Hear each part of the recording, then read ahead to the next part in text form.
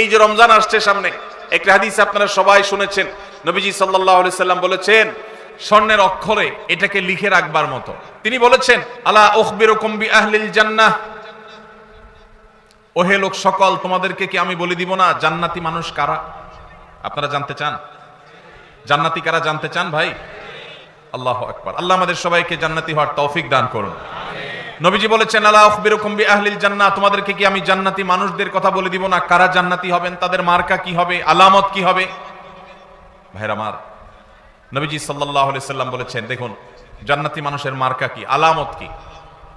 জান্নাতি মানুষের মার্কা বা আলামত তার লেবাস বা পোশাকে যতটা প্রকাশিত হয় তার চেয়ে বেশি তার আচরণে প্রকাশিত হয়। নবীজি বলেছেন কুল্লু দাঈফিন মুতাদাঈফ, প্রত্যেক ওই ব্যক্তি যে বিনয়ী হয়ে থাকে, নিরীহ টাইপের মানুষ, কেউ ধাক্কা দিলেও পারতপক্ষে পাল্টা ধাক্কা দিতে চায় না, এড়ায় চলে আসে।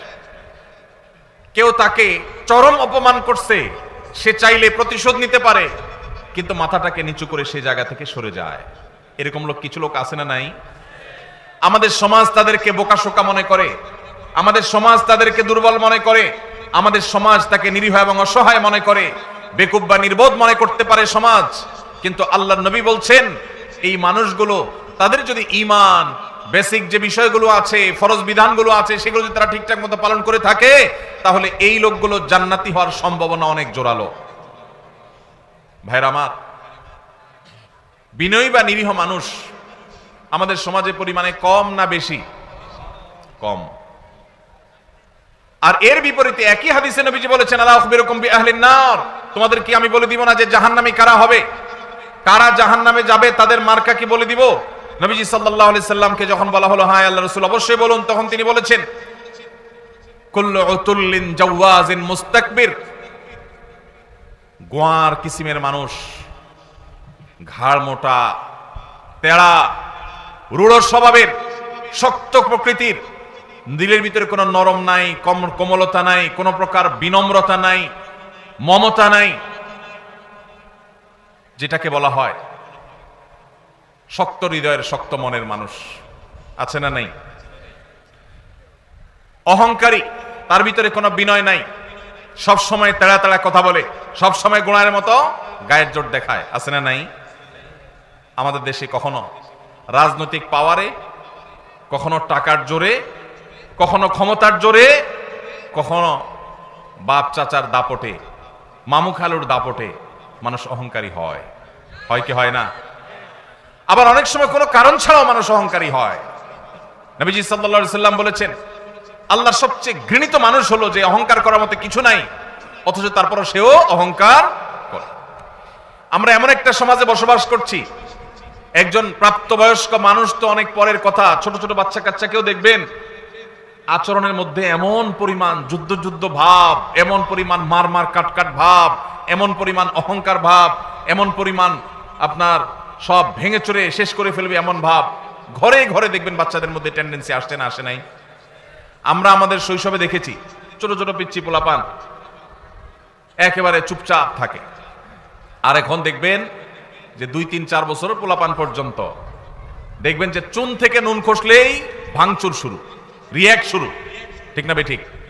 বাপ মা পর্যন্ত তাদের সেই দুঃস্বভাবকে রোগ মনে করে না, তারা আবার অহংকার করে, অনেক রাগী, অনেক রাগী, যেভাবে বলে তাতে মনে হয় যে বাপ মা এটাতে অনেক গর্বিত, মানে তার মধ্যে ব্যাটাগিরি অনেক বেশি। আসলে যে বাচ্চা মোটামুটি রুগী হয়ে রয়েছে নানা কারণে, সেটা বোঝার মতো ক্ষমতা মা বাপের। ভাইরা আমার, নবী করিম সাল্লাল্লাহু আলাইহি সাল্লামের একটি হাদিস আপনাদেরকে শোনাতে চাই, আবু দাউদে বর্ণিত হয়েছে। নবীজি সাল্লাল্লাহু আলাইহি সাল্লামের সম্পর্কে বলেছেন আনা যাইমুন বিবাইতিন ফি রাবাদিল জান্নাতি লিমান তারাকাল মিরা ওয়া ইন কানা মুহিক্কা, যে ব্যক্তি কোথাও ঝগড়া এড়ায় চলবে। কি এড়ায় চলবে ভাই? ঝগড়া। আপনি বাজারে গেছেন, রিকশা দিয়ে যাচ্ছেন, কারোর সাথে এমন কোন উপলক্ষ তৈরি হলো, একজন রাস্তার মাঝখানে দাঁড়ায় আছে, আপনার রিকশার যতই বেল বাজানো হচ্ছে উনি সরেন না। এরপরে যখন ওনাকে একটু ভালোভাবে বলতে গেছেন, উনি গায়ের দিকে তাড়ায় আসছে। আপনি এখন চাইলে তার 5টা কথা শুনাইতে পারেন যে ভাই রাস্তাটা কি আপনার বাপের, অনেক কথাই বলতে পারেন, কিন্তু আপনি দেখছেন যে কথা বলতে গেলে কথা বাড়বে, এবং কথা বাড়লে আমার আখলাক নষ্ট হবে, জবান নষ্ট হবে, মুখ নষ্ট হবে, আমল নষ্ট হবে। এই জন্য আমি নিজে সত্যের উপর আছে, সে অন্যায় করতেছে এটা জানার পরও আমি তার সাথে ঝগড়া না করে মুখটা আরেক দিকে ফিরে আসতে বের হয়ে চলে আসলাম। নবীজি বলেছেন এই কাজটা যারা নিয়মিত করতে পারবে, যারা এই কাজটা করবে, এই গুণ যারা অর্জন করবে, তিনি বলেছেন জান্নাতের এক পাশে তার জন্য একটা প্রাসাদের দায়িত্ব আমি নিলাম। আল্লাহু আকবার। আল্লাহ তাআলা আমাদের সবাইকে ঝগড়া বিবাদ এড়াবার তৌফিক দান করুন। অনেক আমলের কথাই তো শুনছেন ভাই, সুবহানাল্লাহ, আলহামদুলিল্লাহ, তাসবিহ, তাহলিল, জিকির, আজকার, অনেক আমলের কথা আমরা শুনছি। আজকে ভাই নতুন একটা আমলের কথা শুনলাম। এটাও যে আমল সেটা আমাদের অনেক ভাই ব্রাদাররা জানেন না। সে আমলটা হলো ঝগড়া করার সুযোগ আছে, স্কোপ আছে, গায়ের জোর আছে, সাথে লোক আছে, চাইলে কথা বাড়ানো যায়, এবং যার সাথে ঝগড়া তৈরি হয়েছে তিনি একটা ফালতু বিষয় নিয়ে আপনার সাথে ঝগড়া লিপ্ত হয়েছেন, তিনি একেবারে অন্যায়ের উপর আছেন, ভুলের উপরে প্রতিষ্ঠিত আছেন, আপনি পরিষ্কারভাবে দেখছেন তিনি রং, এরপরও তাকে রং জেনেও আপনি সত্য জানার পরেও শুধু ঝগড়াটাকে মিনিমাইজ করতে গিয়ে যে আমি কথা বাড়াতে চাই না, এই জন্য আমি হেরে গেলাম, কথা বাড়াইলাম না, এই কাজটা যদি করতে পারেন তাহলে নবীজি জান্নাতের চৌহদ্দির ভেতর একটা প্রাসাদ আল্লাহর কাছ থেকে আপনাকে পাইয়ে দেওয়ার দায়িত্ব নিয়েছেন। আল্লাহ আমাদের সবাইকে জান্নাতি হওয়ার তৌফিক দান করুন। ভাইরা আমার, এই আমলটা প্র্যাকটিস করবেন তো আজ থেকে ইনশাআল্লাহ। দিনে যদি একবার এই আমলের প্র্যাকটিস করতে পারেন, কয়বার? একবার। এভাবে যদি প্রতিদিন আপনি চেষ্টা করেন যে আমার সহপাঠীর সাথে স্কুল কলেজে মাদ্রাসায়, আমার কোনো সহকর্মীর সাথে কর্মস্থলে, কিংবা পরিচিত অপরিচিত যে কোনো মানুষের সাথে কোনো পাবলিক প্লেসে, এমনকি নিজের বাসা বাড়িতে নিজের ঘরের লোকজনের সাথে কথা বাড়াইলেই বাড়ানো যায়, অন্যায়টা সে করছে আপনি জানেন, এরপরও যদি আপনার রাগটাকে হজম করে নেন তাহলে এই পুরস্কার আল্লাহ আপনাকে দিবেন। আপনি দুনিয়া থেকে জান্নাতি, এটার নিশ্চয়তা আল্লাহর কাছ থেকে আপনি করে যেতে পারবেন যদি আপনি ঈমান ফরজ আমলগুলোর পাশাপাশি এই আখলাকটা অর্জন করেন। চেষ্টা করা যাবে না ইনশাআল্লাহ? মুশকিল কি জানেন? মুশকিল হলো ইবলিস। ইবলিস কি বলবে জানেন? ইবলিস বলবে যে মাথা খারাপ, তুমি যদি এখন জবাবটা না দাও, উনি যে একটা অন্যায় কথা বললো এটার জবাব না দিলে এর মানে তুমি তার অন্যায়টাকে মেনে নিলা। ইবলিস বলবে কি বলবে না? এটারে বলে নেক্সুরত ধোকা। এটারে কি বলে ভাই? নেক্সুরত ধোকা। বুঝেন আপনারা? বুঝেন না? মানে দেখতে মনে হয় যে কাজটা ভালো কাজ, আসলে শয়তানি কাজ। আসলে কি কাজ? শয়তানি কাজ। শয়তান আপনাকে সবসময় উত্তেজিত করবে। শয়তান বলবে না, তোমাকে এখানে কিছু বলতে হবে, না বললে তো তুমি হেরে যাবা, তুমি দুর্বল থেকে যাবা, সে মনে করবে তুমি দুর্বল। শয়তানকে বলতে হবে আমি দুর্বল থাকলাম, আমি হাইরাই গেলাম, আমি মেনেই নিলাম। কেন? কারণ ওই যে নবীজি জান্নাতের গ্যারান্টি দিয়েছেন। জাইম শব্দটি আরবিতে অত্যন্ত গুরুত্বপূর্ণ অর্থবহ একটা শব্দ। জাইম শব্দের মানে হলো জিম্মাদার, দায়িত্বশীল। নবীজি বলেছেন সে জান্নাত পাবে তা নয়, তিনি বলেছেন আমি দায়িত্ব নিলাম, দায়িত্ব গ্রহণ করলাম, আমি জাইম হলাম ওই ব্যক্তির যেই ব্যক্তি ঝগড়া পরিহার করলো, সে হকের উপর আছে, সত্যের উপর আছে, তারপর সে ঝগড়া করলো না। আল্লাহ আমাদের সবাইকে এই গুণটা অর্জন করার তৌফিক দান করুন। ভাইরা আমার, ঝগড়া এড়াবার চেষ্টা করবো তো ইনশাআল্লাহ। যদি ঝগড়া এড়াইতে পারেন, কথা বললেই কথা বাড়ে, এমন একটা কথা বলছে পুরো মেজাজটা গরম হয়ে গেছে, আমি এখন চাইলে আরেকটা কথা বলতে পারি কিন্তু বললাম না, বাহ্যিকভাবে হেরে গেলাম, শয়তান কিন্তু উস্কাবে, শয়তান কিন্তু খোঁচাবে, শয়তান কিন্তু উত্তেজিত করবে, বলবে যে আরে মাথা খারাপ, এভাবে যদি হাল ছেড়ে দাও তো সবাই কি মনে করবে? মনে করবে এর দোষ ঠিকই আছে, নাহলে সে চুপ করে চলে গেলে কেন? সবাই মনে করুক আমাকে খারাপ, আল্লাহ আমাকে ভালো মনে করবে ইনশাআল্লাহ। এই গুণটা অর্জন করা যাবে ইনশাআল্লাহ ভাই। একই হাদিস আবু উমামা বাহির রাদিয়াল্লাহু তাআলা বর্ণনা করেছেন, মুসনাদ সুনান আবু দাউদে বর্ণিত হয়েছে। এই হাদিসের পরের অংশে নবীজি বলেছেন ওয়া বিবাইতিন ফি ওয়াসতিল জান্নাতি লিমান তারাকাল কিযবা ওয়া ইন কানা মাযিহা। যে ব্যক্তি মিথ্যা কখনো বলে না, মিথ্যা কখনো বলে না, এমনকি রসিকতা করে মজা করেও কখনো, দুষ্টমি করেও কখনো সে মিথ্যা কথা বলে না। আজকাল যুবকদের মধ্যে দেখবেন দুষ্টমি করে হাসতে হাসতে, খেলার ছলে, বিনোদনের ছলে মিথ্যা কথা বলা, এটাকে অপরাধ পর্যন্ত মনে করছে না। মুসলমান সিরিয়াসলি তো মিথ্যা কথা বলবেই না, এমনকি দুষ্টমি করে মজা করে রসিকতা করে মিথ্যা বলতে পারে না। নবীজি বলেছেন কেউ যদি দুষ্টমি করেও মিথ্যা কথা বলা থেকে পরিহার করে, দুষ্টমি করতে যাচ্ছে, মিথ্যা বলতে যাবে, আল্লাহর ভয় এসেছে, সে পরিহার করেছে, তার জন্য আল্লাহ নবী সাল্লাল্লাহু আলাইহি ওয়াসাল্লাম বলেছেন জান্নাতের সেন্টার পয়েন্টে আমি তার প্রাসাদের দায়িত্ব নিলাম। এরপরে হাদিসের শেষ অংশে নবীজি বলেছেন ওয়া বিবাইতিন ফি আলাল জান্নাতি লিমান হাসানা খুলুকাহ। যে ব্যক্তি তার আচরণ সুন্দর করবে কি সুন্দর করবে? আখলাক সুন্দর করবে, তার আচরণটা মধুর মতো হবে, তার কথা থেকে মধু ঝরবে, সবাই তার থেকে মিষ্টতা অনুভব করবে, তার কথার মধ্যে কর্কশ ভাব থাকবে না, বেয়াদবের মতো আচরণ করবে না, অহংকারের মতো আচরণ করবে না, ঝগড়াটে স্বভাবের হবে না, বিনয়ী হবে, বিনম্র হবে, মাটির দিকে চেয়ে চলবে। সে যখন হাঁটে তখন মনে হয় যে মাটিতেও টের পাচ্ছে না। কারোর সাথে ঝগড়া হলে আস্তে করে মাথাটা নিচু করে সে সেখান থেকে চলে যায়, সবাই তাকে বোকাশোকা মনে করে। কিন্তু এই যে নিরীহ কিসিমের মানুষ, জান্নাতীর মার্কা যাদের মধ্যে সবচেয়ে বেশি, সে মানুষ সম্পর্কে নবীজি বলেছেন যে ব্যক্তি তার সার্বিকভাবে আচরণটা সুন্দর করবে, কারোর হক মারবে না, সবার হক আদায় করে দিবে, সবার যার যার প্রাপ্য পরিশোধ করে দিবে, সবার সাথে আচরণটা সুন্দর করবে, কারোর সাথে রূঢ় আচরণ করবে না, খারাপ ব্যবহার করবে না, গালমন্দ করবে না, এবং মানুষের সামনে উচ্চবাচ্য করবে না, বেয়াদবি করবে না, ঝগড়া ফাসাদ করবে না। আখলাককে যে সুন্দর করবে, আচরণ যার ভালো হবে, যার অমায়িক আচরণে এলাকাবাসী সবাই বলবে হ্যাঁ লোকটার আচরণ অমায়িক। নবীজি বলেছেন এরকম যদি কেউ আখলাককে সুন্দর করতে পারে, জান্নাতের সর্বোচ্চ শিখরে, সর্বোচ্চ মাকামে আল্লাহ তাআলা তাকে প্রসাদ, আল্লাহর পক্ষ থেকে নবীজি প্রসাদ পাইয়ে দিবেন ইনশাআল্লাহ। ভাইরা আমার, আমরা আমাদের আখলাক সুন্দর করব তো ইনশাআল্লাহ। তাহলে এখানে জান্নাতের 3টা স্তরের কথা আমরা জানলাম। নাম্বার 1, জান্নাতের এরিয়ার মধ্যে আল্লাহ নবী জান্নাতের একটা প্রাসাদের দায়িত্ব নিয়েছেন। নাম্বার 2, জান্নাতের একেবারে সেন্টার পয়েন্টে জান্নাতের দায়িত্ব নিয়েছেন, প্রাসাদের দায়িত্ব নিয়েছেন। আর জান্নাতের সর্বোচ্চ যে মাকাম বা স্তর আছে, সেই স্তরে আল্লাহ তাআলার পক্ষ থেকে আল্লাহ নবী সাল্লাল্লাহু আলাইহি সাল্লাম একটা প্রাসাদ নিয়ে দেওয়ার দায়িত্ব নিয়েছেন। এই যে 3টা জান্নাতের স্তরের কথা নবীজি বলেছেন, এর কোনোটা দেখবেন আমাদের যে আমলগুলোকে আমরা সাধারণত জিকির আজকার, নফল রোজা, নফল নামাজ বা এই জাতীয় আমলগুলোকে আমরা একমাত্র নেকামল মনে করি, এরকম কোনোটার সাথে সম্পৃক্ত নয়। নবীজি যেগুলো বলেছেন তার সবগুলোর সম্পর্ক হলো আমাদের আচরণের সাথে। কিসের সাথে ভাই? আচরণের সাথে। আজকের এই মাহফিল থেকে আচরণ সুন্দর করবো তো ইনশাআল্লাহ, আচরণ সুন্দর করবো তো ইনশাআল্লাহ। ঝগড়া করব না, ঝগড়া করব না। এই যে রমজান আসছে সামনে, একটা হাদিস আপনারা সবাই শুনেছেন, নবীজি সাল্লাল্লাহু আলাইহি সাল্লাম বলেছেন যে ব্যক্তি রোজাদার অবস্থায় তার সাথে কেউ ঝগড়া করতে আসলো, রোজাদার অবস্থায় কেউ কি করতে আসলো ভাই? ঝগড়া করতে আসলো।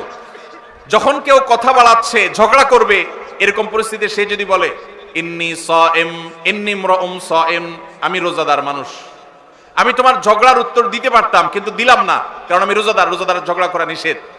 দেখুন নবীজি সাল্লাল্লাহু আলাইহি সাল্লাম রমজান মাসে রোজা রেখে ঝগড়া না করার যেন ট্রেনিং আমরা নেই, অভ্যাস যেন করি, এই জন্য পুরো রমজান মাসে ঝগড়া নিষিদ্ধ করে দিয়েছেন। অতএব ঝগড়া ছাড়ার এই অনুশীলন, এই ট্রেনিং, এই প্রশিক্ষণ, এই অভ্যাস আমরা গড়ে তুলবো তো ইনশাআল্লাহ। আল্লাহ আমাদের সবাইকে সেই তৌফিক দান করুন।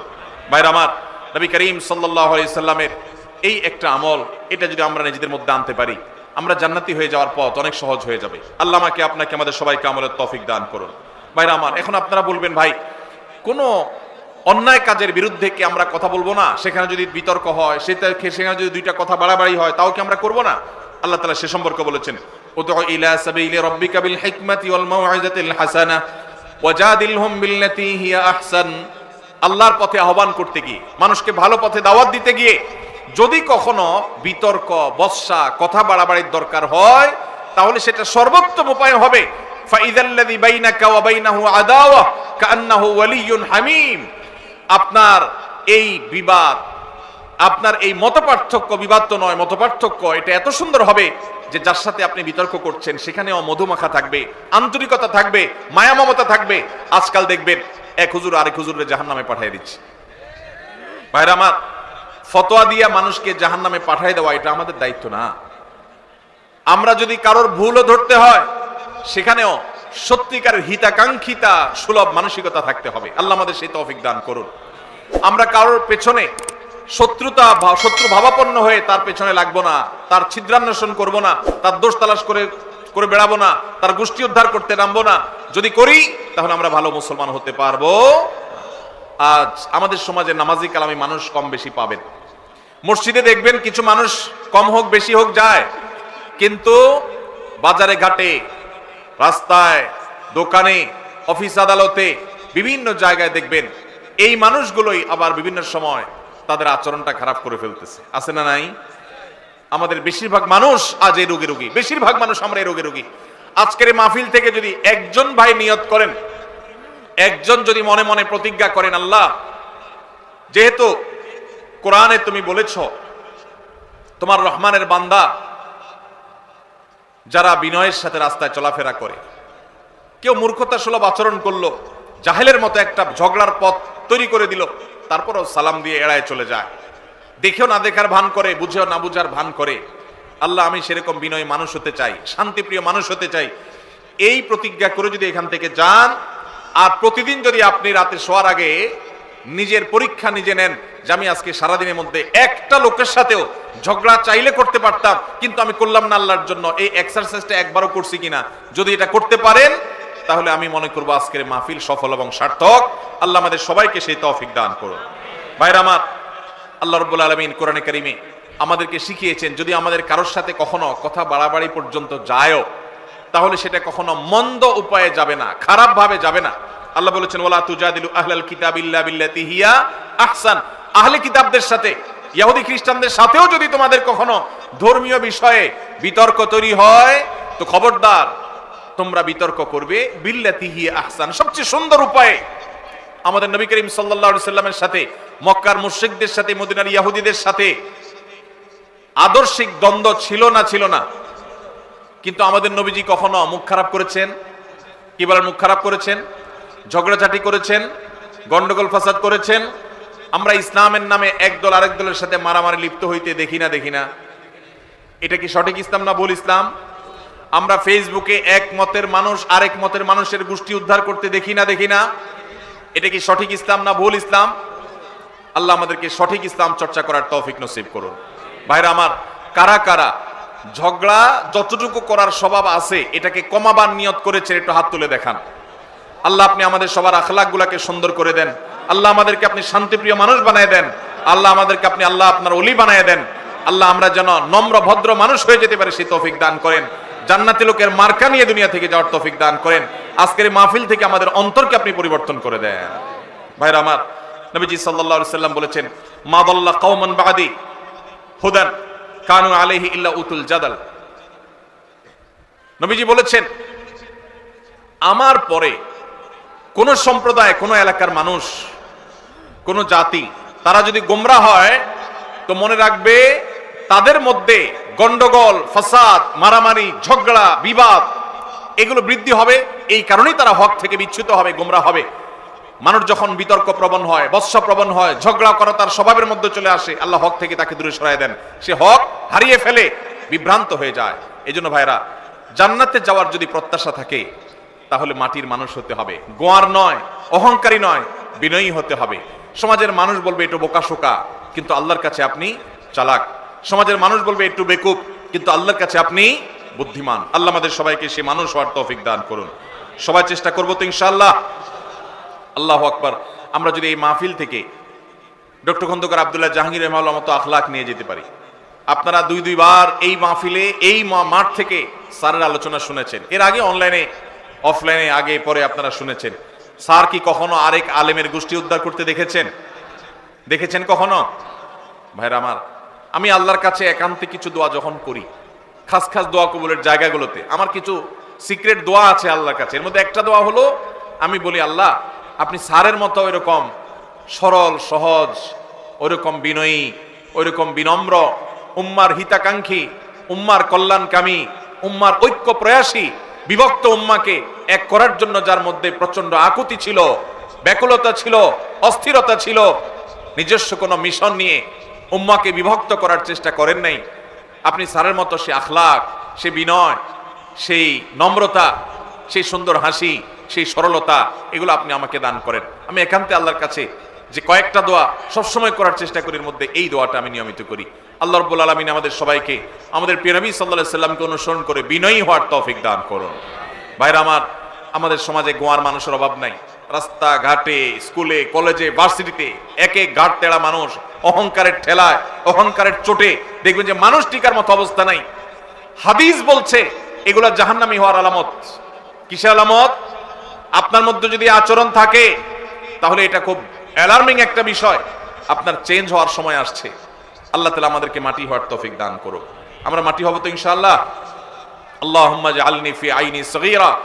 আল্লাহ, আমাদের নিজেদের চোখে আমাদেরকে আপনি ছোট বানায় দেন, তুচ্ছ বানায় দেন।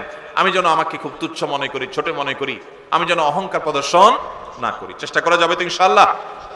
ভাইরা আমার, বিনয়ী হওয়ার জন্য বিনয়ী মানুষের সোহবতে যেতে হয়। কি করতে হয়? বিনয়ীদের সোহবতে যেতে হয়। প্রত্যেক এলাকাতে দেখবেন কিছু মানুষ আছেন, মাটির মানুষ, কম হোক বেশি হোক সব এলাকায় আছে। আপনার এলাকাতে আপনি খুঁজবেন, আপনার মাদ্রাসা আপনি খুঁজবেন, সবচেয়ে নিরীহ টাইপের মানুষকে, ভদ্র মানুষকে, পারতপক্ষে ঝগড়া করে না, তার সাথে বেশি উঠা বসা করবেন, তার সান্নিধ্য, সাহচর্য, তার সোহবত বেশি বেশি নিবেন এবং আল্লাহর কাছে একান্তে চোখের পানি ফেলে দোয়া করবেন, আল্লাহ আমি বদাখলাক। ভাইরা আমার, আখলাকের চাইতে ওজনে কিছু নাই। এই যে হাদিসে দেখলেন আবু উমামা বাহিল রাদিয়াল্লাহু তাআলা আনহু বর্ণনা করেছেন, সুনান আবু দাউদের হাদিস, নবীজি বলেছেন আমি ওই ব্যক্তিকে জান্নাতের সর্বোচ্চ জায়গায় আল্লাহর কাছ থেকে প্রসাদ সেখানে আদায় করে দিব যেই ব্যক্তি তার আখলাকটা সুন্দর করতে পেরেছে। আল্লাহু আকবার। নবীজি এটা বলেন নাই যে সবচেয়ে বেশি নফল রোজা রাখে, যে সবচেয়ে বেশি বড় পাগড়ি বাঁধে, যে সবচেয়ে বেশি তাসবিহ তাহলিল করে, যে সবচেয়ে বেশি নফল রোজা করে, যে সবচেয়ে বেশি দান সাদেকা করে, যে সবচেয়ে বেশি ওয়াজ করে, যে সবচেয়ে বেশি ওয়াজ শুনে, যে সবচেয়ে বেশি অন্য ভালো আমল করে। নবীজি বলেন নাই তার জন্য জান্নাতের সর্বোচ্চ জায়গা আমি প্রসাদ আল্লাহর কাছ থেকে আদায় করে দিব। নবীজি বলেছেন যার আখলাকটা সুন্দর, যার আচরণটা সুন্দর, যার স্ত্রী বলে না আমার স্বামীর ব্যবহার ভালো, তার মতো অমায়িক মানুষ হয় না। যার প্রতিবেশী বলে উনি আমাদের কখনো কষ্ট দেন না, বিরক্ত করেন না, কখনো হক নষ্ট করেন না, যিনি বাজারে গেলে কারোর সাথে গায়ে পড়ে ঝগড়া তো দূরের কথা, কেউ বা গায়ে পড়ে ঝগড়া করতে আসলে নিজে হেরে গিয়েও আরেকজনকে জিতে দিয়ে চলে আসেন, এই বিনম্র মানুষগুলোকে নবীজি এত বড় সুসংবাদ দিয়েছেন। আপনারা অনেকেই হাদিসটি শুনেছেন, নবীজি সাল্লাল্লাহু আলাইহি সাল্লাম বলেছেন মা মিন শাইইন ইউদাউ ফিল মিজানি ইয়াউমাল কিয়ামাতি আসকালু মিন হুসনিল খুলুক। কিয়ামতের দিন মানুষের উত্তম আচরণের চাইতে ওয়েটফুল কোন আমল কিয়ামতের ময়দানে আর উঠবে না। কিয়ামতের ময়দানে সবচেয়ে ভারী আমল হবে মানুষের উত্তম আচরণ। ভাই, কিয়ামতের দিন মানুষের আমল কি গণা হবে না মাপা হবে? আমল কি আল্লাহ তাআলা গণবেন না মাপবেন?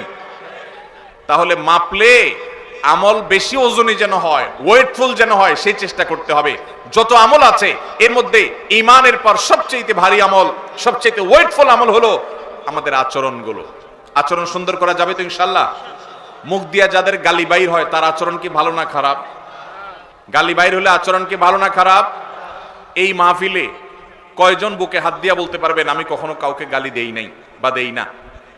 আমি হাত তুলতে বলতেছি না, হাত তুলতে বললে হয়তো একটাও বা দু চারটাও টিকবে কিনা সন্দেহ। ভাইরা আমার, অনেক ভালো ভালো মানুষ আছে, দাড়িও লম্বা আছে, মাথার টুপিটাও মাশাআল্লাহ অনেক সুন্দর। বাংলায় প্রবাদী আছে হাজী সাহেবের মুখ খারাপ, আছে না নাই? হাজী সাহেবের কি খারাপ? হাজী সাহেবের দাড়িটা খারাপ না, কিন্তু টুপিটাও খারাপ না, জুব্বাটাও মাশাআল্লাহ মক্কা শরীফ থেকে আনছে, খারাপ না। শুধু খারাপ কোনটা? মুখটা খারাপ। এই মুখ খারাপ আলা মানুষ কি ভালো আচরণকারী না খারাপ আচরণকারী? খারাপ আচরণ মানুষকে সবচেয়ে বেশি জাহান্নামে নিয়ে যাবে। নবীজি সাল্লাল্লাহু আলাইহি সাল্লাম বলেছেন আলা আদুল্লুকুম, তোমাদেরকে কি আমি বলে দিব না? নবীজিকে জিজ্ঞাসা করা হয়েছিল সুইলা রাসূলুল্লাহ সাল্লাল্লাহু আলাইহি সাল্লাম আন আকসারি মা ইউদখিলুন নাস আল জান্নাহ, সবচেয়ে বেশি মানুষকে জান্নাতে নিবে কোন জিনিসে? ভাইরা আমার, জানা আছে কারোর? সবচাইতে জান্নাতে মানুষকে বেশি নিবে কিসে? নবীজি বলেছেন আল ফামু ওয়াল ফারাজ। আল ফামু ওয়াল ফারাজ, এই ঠোঁট, এই মুখ, এটা দিয়ে যদি সে সুন্দর কথা বলে, খারাপ কথা না বলে, এই মুখকে যদি সে সুন্দরভাবে ব্যবহার করতে পারে, আর সম্ভ্রমকে যদি কেউ রক্ষা করতে পারে। এখন দেখবেন এই দুইটার দুর্ভিক্ষ চলছে, সবই পাবেন, নামাজি, রোজাদার, হাফেজ, আলেম, হাজি সাহেব, গাজী সাহেব, দানকারী সাহেব, জুব্বালা সাহেব, দাড়িয়ালা সাহেব, পর্দালা সাহেব, বোরকালা সাহেব, সব সাহেব কম বেশি পাবেন। কিন্তু এই সাহেব আপনি খুব বেশি দেখাতে পারবেন না যেই সাহেবের দুই ঠোঁট দিয়া কখনো বাজে কথা বের হয় নাই। তার স্ত্রী সাক্ষ্য দিবে যে আমি এত বছর সংসার করেছি, মুখ দিয়া কখনো একটা খারাপ কথা বের হয় নাই। এই মায়ের পুত যদি কারোর থাকে তাহলে এই লোকটা হলো জান্নাতি, তারে দেখার জন্য টিকিট কেটে হলো যাওয়ার চেষ্টা করবেন। কে জান্নাতি হবেন সেটা আল্লাহ তাআলা ভালো জানেন, কিন্তু নবীজি যে বলেছেন জান্নাতি মানুষের মার্কার কথা, সেই মার্কা তার মধ্যে আছে, সেই হিসাবে বললাম। আল্লাহ তাআলা আমাদেরকে সে মানুষ হওয়ার তৌফিক দান করুন। চেষ্টা করা যাবে তো ভাই ইনশাআল্লাহ? ভাইরে, আচরণটা সুন্দর করেন, আসেন আচরণটাকে, ব্যবহারটাকে সুন্দর করি, অমায়িক করি। চেষ্টা করা যাবে না ইনশাআল্লাহ? আল্লাহর কাছে আসেন, একটু দোয়া করি, আল্লাহ আমাদের আখলাকটা আপনি সুন্দর করে দেন। বলেন আল্লাহ আমাদের আখলাকটা আপনি সুন্দর করে দেন।